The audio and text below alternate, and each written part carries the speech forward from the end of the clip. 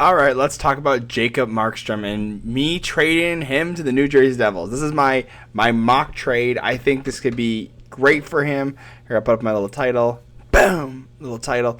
And so I want to show why I think this could work.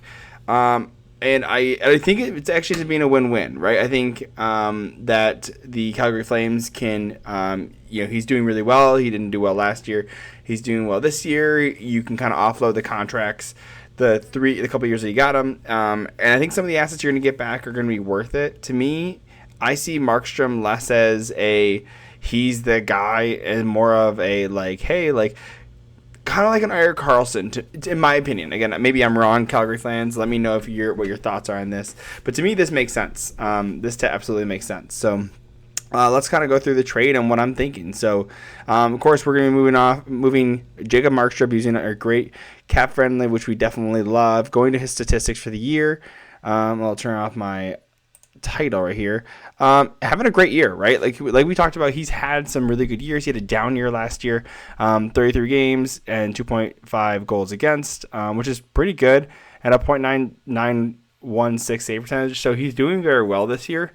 And last year we saw that he just wasn't doing that. He wasn't doing amazing. He wasn't doing terrible, but he was under 900, which is not what you want to see for a team that wants to be successful, right? And so with the New Jersey Devils picking him up, I think this is going to be, again, a bit of a risk because he's a little older. Markstrom is 34 years old. He does have a couple years left on his contract as well. And mind you, there was talks about there was rumors that he was willing to waive his no trade clause to go to the New Jersey Devils. So he got this year plus 2 years after this. And so we'll see how this goes. And also, by the way, he's getting paid a little bit more. He's getting paid $8 million this year. So the Devils are taking a little higher cap hit because of that. So, and yeah, of course, New Jersey Devils are the ones, they have been struggling with goalies. If we go to their depth page, going to their goalies, you can see right here, you have, they actually, which is crazy, they have Vitek Vanacek as the scratch, right? Vanacek having playing 32 games. He's got a good win percentage, 17-9, but a .89 save percentage and a 3.18 goals against average, not good. You're seeing Nico Daws play a little bit better with 11 games played. Better save percentage, not as great a win percentage. Of course, probably playing against less hard competition. Mind you, but you're looking to keep these two goalies, right? You're looking to keep Schmid and Nico Daws because they're your future. They are both RFAs, which are options to trade. But I think you want to keep your young goaltenders, let them bake a little bit more, a little longer, let them fight it out to see who's going to be your goalie. And honestly, you could run 3 goalies, which we saw a lot of teams do this past year. We saw Montreal do that. We saw Detroit do that. Buffalo for a little bit did that as well. They ran 3 goalies. So you can, that could be the option next year where you're bringing in Markstrom and then you run the 2 younger goalies and they kind of fight out for that backup spot, which wouldn't hurt, especially if one gets injured and everything, or Markstrom gets injured. And it gives them also some NHL experience. So going on to the trade. To me, I'm going to base this around the Lindholm trade. Because I think this kind of gives us a gauge on what the market's looking like for players in general. Mind you, the assumption is that, and the reason I'm doing the Lindholm is because Lindholm is expected to potentially sign a contract with Vancouver, which means that there's extra years on top of that, right? So essentially what the Flames did is they moved out a player who's going to sign with another team, aka Markstrom has 2 years left, so he has that extra time with the team, right? So that's kind of what you're getting in that trade. They moved out a roster player, an AHLer, a prospect, first round pick, and an extra pick. So to me, I kind of built my trade around that as well. So going to the trade, we have, of course, Markstrom moving out for the Calgary Flames. No retention because there's discussions that Calgary does not want to retain on salary. I think they've retained once. It's very rare. And this is a player that's going to have a contract for not only the rest of this year, but the next 2 years as well. And so what I had them doing is Vitek Vanacek is going to be the one that's going out. If we go to Vitek Vanacek, he has this year and next year on the team. If we're going over here, going to the New Jersey Devils, Vitek Vanacek, you can see $3.4 million over the next 2 years. So to me, he's kind of you have great young goaltenders that are gonna come up. So I don't know if they're going to want to keep him long term. And there's just some, I feel like there's some animosity when it comes to Vitek Vanacek. He's, again, not the goaltending this year is not good for them.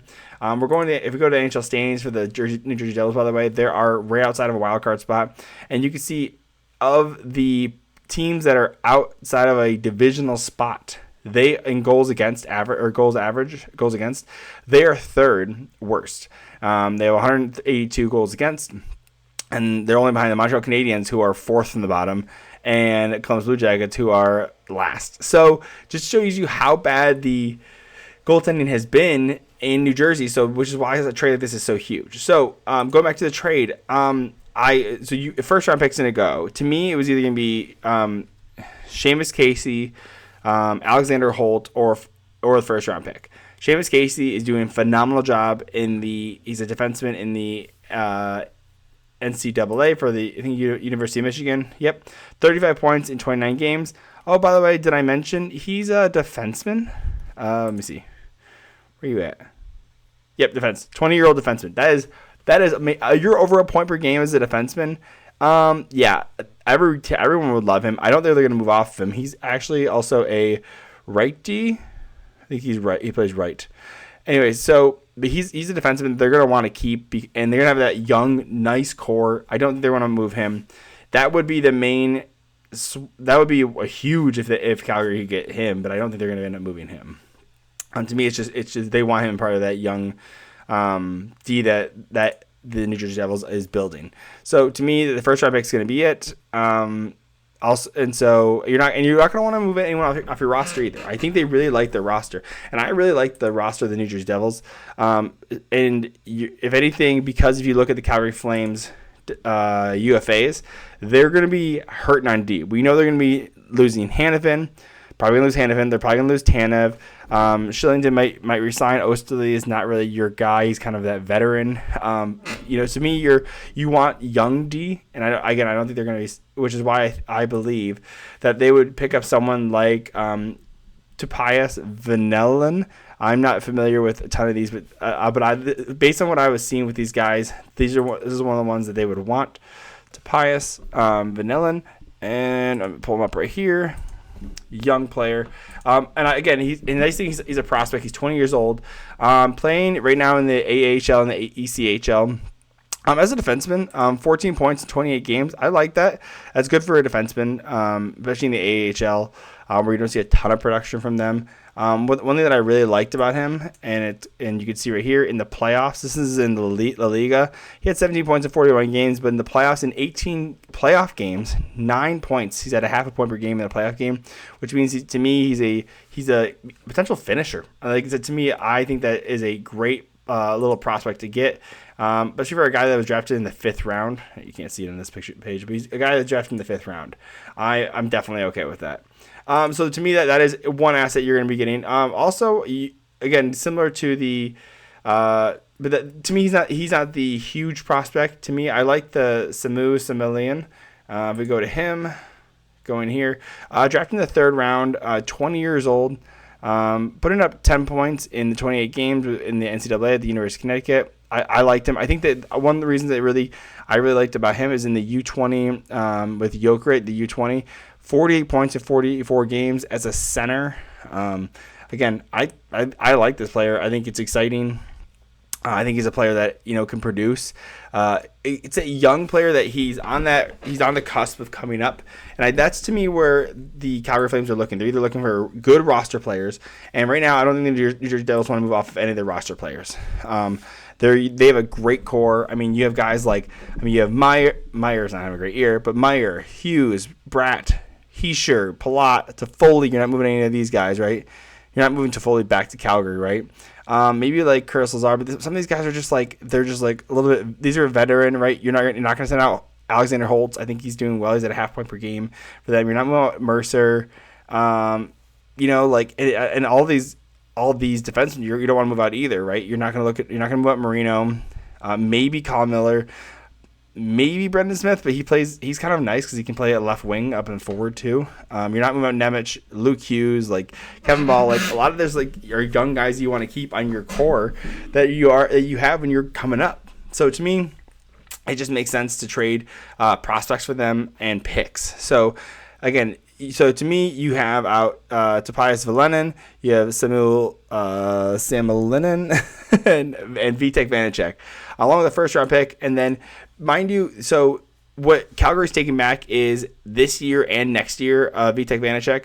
So to me, I threw a third round pick in there because they're having to take on that extra year. So to me, this makes the most sense. It allows a little bit of flexibility for cap space, and if Dougie Hamilton's able to come back before the playoffs, this leaves enough cap space to allow him to come back as well. Looking at New Jersey's cap space spot, you can see they have a ton of cap space right here, but most of that is taken up by Dougie Hamilton's like $8 million contract right here, a $9 million contract, right? So you need to have a little bit of flexibility to be able to bring a player in. But to me, this makes sense. Let me know what your thoughts are, because I'm really curious, because New Jersey Devils fans, I think this makes the most sense on assets-wise. I think that this is a yes for the New Jersey Devils. I don't know if Calgary's willing to take this. Maybe want a little bit more. I think I may be a little undershot Markstrom's value, but I know that I'm a bias. I'm actually just a biased. I just don't think Markstrom has the greatest of value, and the fact that you're getting it for this long, to me, you're almost, again, to me, it's more of a dump for the Calgary Flames than it is actually trying to get a ton of assets. I mean, again, comparing the Erik Karlsson deal, that's kind of where I see a good, hey, like he's expensive and we're trying to rebuild. In this case, Calgary's trying to retool. So let me know what your thoughts are, New Jersey Devils fans and Calgary fans. I'd love to hear your perspective, and let me know what your thoughts are. Hit like, subscribe, and love you.